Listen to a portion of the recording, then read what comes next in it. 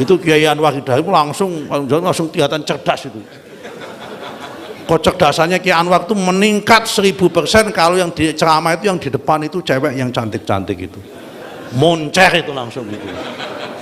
Tapi kecerdasan Kiai Anwar Zahid drop tinggal 5% kalau beliau ceramah di depan duduk istrinya. Kelekep langsung tidak bisa ngomong itu langsung itu. Kayak wong pelo itu langsung itu. Nah, coba buktikan kalau nggak percaya, itu istrinya sudah hadir ini. Assalamualaikum warahmatullahi wabarakatuh. Bismillahirrahmanirrahim. Bismillahi masyaallah la yasuqul khaira illallah. Bismillahi masyaallah la yasuqul khaira illallah. Bismillahi masyaallah la yasrifus su'a illallah. Bismillahi masyaallah ma kana min ni'matin faminallah. Bismillahi masyaallah la haula wa la quwata illa billah. Allahumma salli wa sallim ala sayyidina Muhammadinil fatih lima uliqa wal khatimi lima sabaqana siril haqqi bil haqqi wal hadi ila siratikal mustaqim wa ala alihi wa ashabihi ala qadri miqdaril antim amma ba'du. Pak Kepala Kantor Wilayah ATR BPN Jawa Tengah, Pak Dr. Lampri yang kami hormati. Ini kanwil yang energik, masih muda, lincah, leadershipnya tinggi. Bapak Kabid, semua yang hadir kami hormati, para kantah, para kasih, para kasubag, ibu kabak, dan ibu-ibu semua yang kelihatan cantik-cantik semua. Kalau dari jauh, Bu.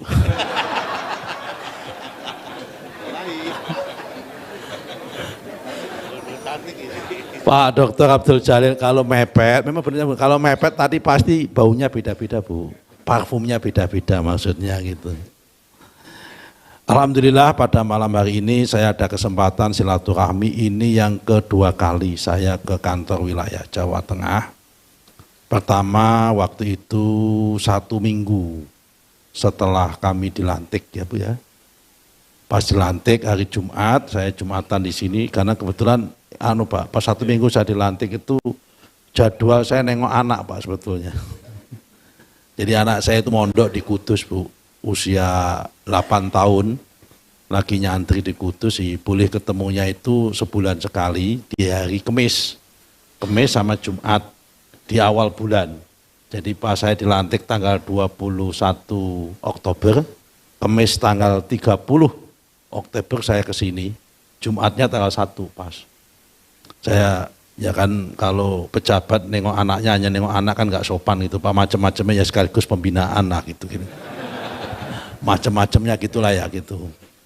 Kedua hari ini tadi sebenarnya jadwal saya itu ngisi materi retreat kepala daerah baik gubernur, wali kota maupun bupati di Magelang. Saya mau pulang sebetulnya. Tiba-tiba dikasih tahu sama Pak Mendagri, besok pagi penutupan, semua anggota kabinet diminta hadir.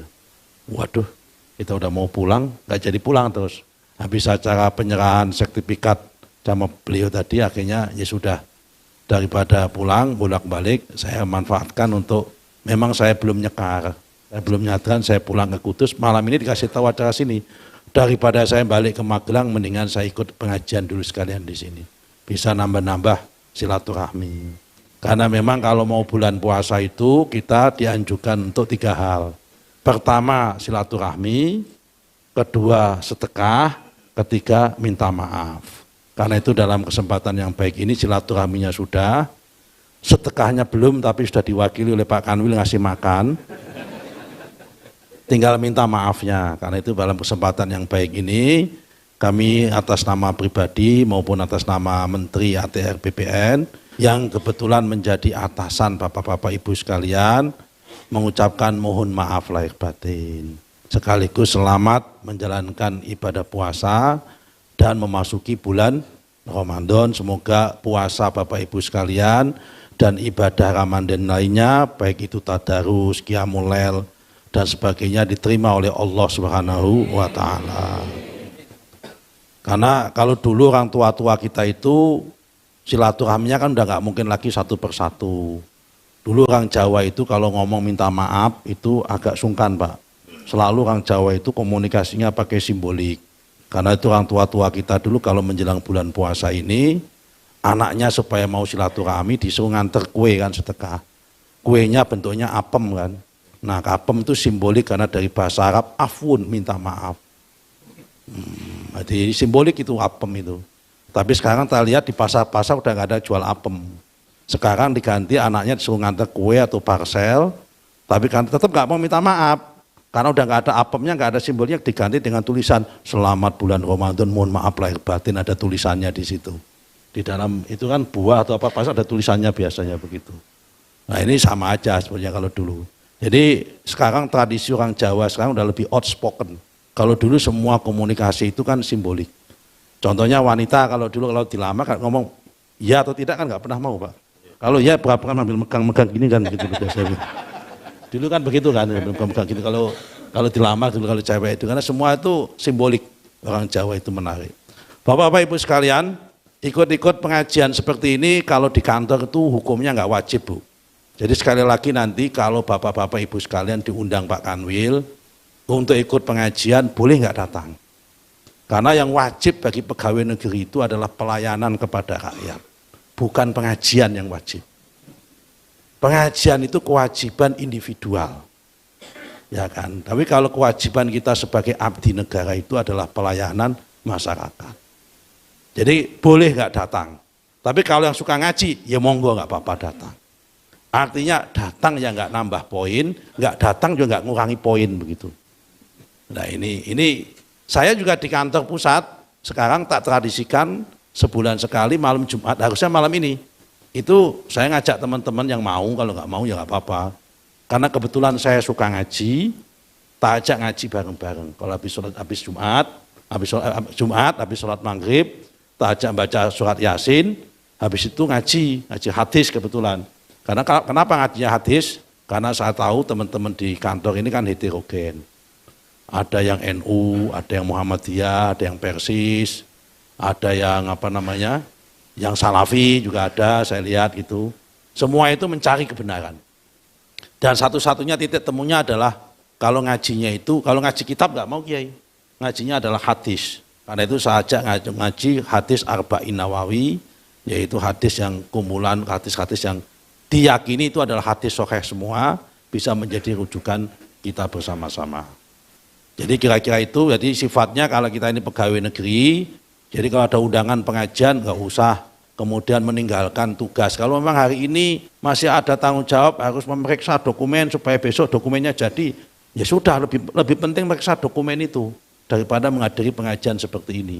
Karena apa? Pahalanya lebih baik itu lebih banyak melayani rakyat dengan tepat waktu daripada pahala ikut pengajian seperti ini. Pengajian seperti ini paling apa sih, dengerin pidato saya, pidatonya Pak Lampir, pidatonya Kiai Anwar Zahid itu nggak ada apa-apanya dibanding dengan pidatonya tugas melakukan pelayanan kepada rakyat. Kira-kira itu Bu. Mumpung ini mau bulan puasa, kami ingatin, memang manusia itu diciptakan oleh Allah mempunyai 4 sifat. Di dalam diri manusia itu ada 4 nafsu yang saling tarik-menarik.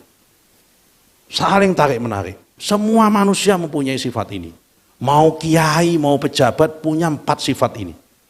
Pertama itu kata Imam Ghazali, nafsu namanya nafsu hayawaniyah. Semua manusia itu punya sifat, punya nafsu seperti setan, seperti hewan.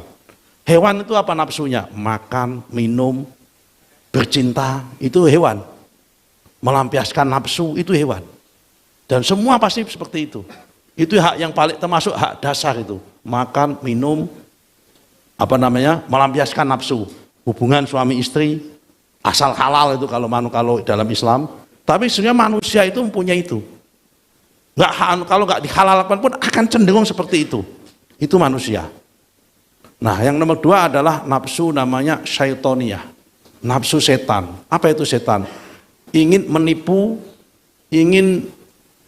diri, menipu orang lain, melakukan tipu daya, itu cenderung manusia. bujuk wong itu loh, ngakali wong itu manusia. Sudah, memang itu wataknya seperti itu. Yang nomor 3 itu nafsu sabu'iyah. Sabu'iyah itu apa? Nafsu untuk saling mengakuisisi. Yang besar ingin makan yang kecil. Yang kecil ingin dimakan, yang besar lagi ingin dimakan lagi. Cenderung ingin makan dan sebagainya. Ada nafsu serakah di sini. Nah, 3 nafsu ini bisa hilang semua, dikalahkan dengan 1 nafsu, namanya nafsu malakiyah. Sifat malakiyah itu sifat kemalaikatan. Dan munculnya sifat malakiyah itu biasanya adalah dengan puasa di bulan suci Ramadan ini. Karena itu di bulan suci Ramadan ini adalah untuk menghilangkan 3 nafsu tadi. Kalau kita berhasil memunculkan nafsu malakiyah itu. Dan nafsu ini seperti bayi. Nafsu itu seperti bayi. Kalau dia disusuin terus dia akan tumbuh. Karena itu supaya nafsu ini enggak tumbuh, bayi ini jangan disusuin. Nah, supaya bayi ini enggak tumbuh, maka bayi ini dibunuh. Nafsunya dibunuh dengan apa? Dengan nafsu malakiyah itu, dengan puasa. Karena itu Bapak Ibu sekalian dianjurkan puasa wajib, ada puasa sunat Senin Kemis, yang masih nggak bisa nahan lagi, ini orang kok kalau lihat cewek cantik masih pelilak-pelilik begitu, udah puasa Senin Kemis, tambahi lagi puasa Daud supaya nggak pelilak-pelilik lagi. Ki Anwar Zahid ini nanti lihat aja nanti, ini panitia udah bener nih. Ki Anwar Zahid itu ceramahnya kelihatan menarik dan beliau kelihatan alim, kelihatan pinter. Kalau yang ceramahnya itu yang hadir yang di depan tuh cewek yang cantik-cantik. Itu Kiai Anwar Hidayat langsung kelihatan cerdas itu. Kecerdasannya Kiai Anwar itu meningkat 1000% kalau yang di ceramah itu yang di depan itu cewek yang cantik-cantik itu. Moncer itu langsung gitu. Tapi kecerdasan Kiai Anwar Zahid drop tinggal 5% kalau beliau ceramah di depan duduk istrinya. Kelekep langsung tidak bisa ngomong itu langsung gitu. Kayak wong pelo itu langsung gitu. Nah, coba buktikan kalau nggak percaya itu istrinya sudah hadir ini. Nah, memang begitu hasil watak manusia itu seperti itu. Pak Lamri ini kalau nggak ada istrinya, gagah sekali gitu. Kalau ada istrinya, nggak begitu itu.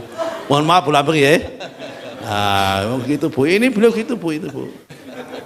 Saya kira itu bisa kami sampaikan. Terima kasih, moga-moga pengajian ini bermanfaat. Kita ikuti bareng-bareng, ya kan. Moga-moga di bulan Ramadan ini kita tetap istiqomah, ya kan. Sekali lagi saya pesan yang terakhir, tugas kita pelayanan publik dan mempermudah urusan rakyat atau urusan masyarakat.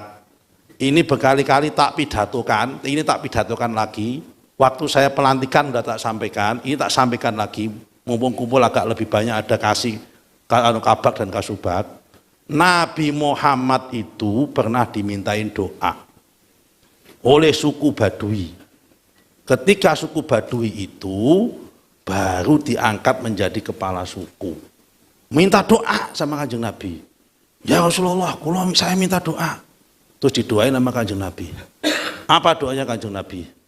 Allahumma man waliya amro ummati farofa'a alaihim farfu' alaihi.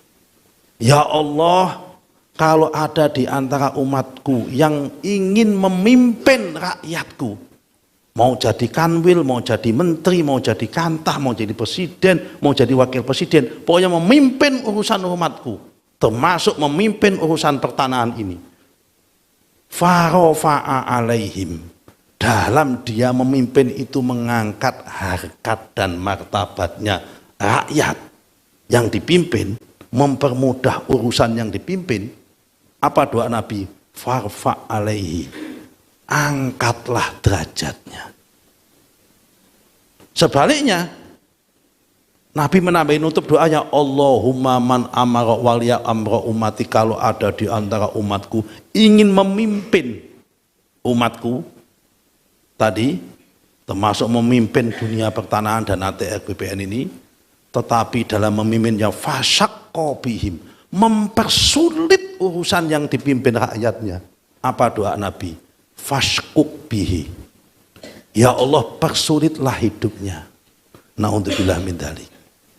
Karena itu Bu, tak ingetin, kalau ingin lihat tanda-tanda pejabat itu dulunya baik apa tidak, ketika sudah pensiun, nasibnya susah apa tidak.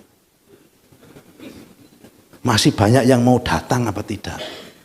Kalau pensiun nasibnya susah, udah gak ada yang mau datang, sakit gak ada yang nengok, udah tanda-tanda zaman mimpin itu suka nyakitin orang itu. Nah, moga-moga kita tidak semua termasuk yang itu. Kita harus mengangkat dan mempermudah dan mengangkat urusan rakyat kita. Amin Allahumma. Terima kasih. Assalamualaikum warahmatullahi wabarakatuh.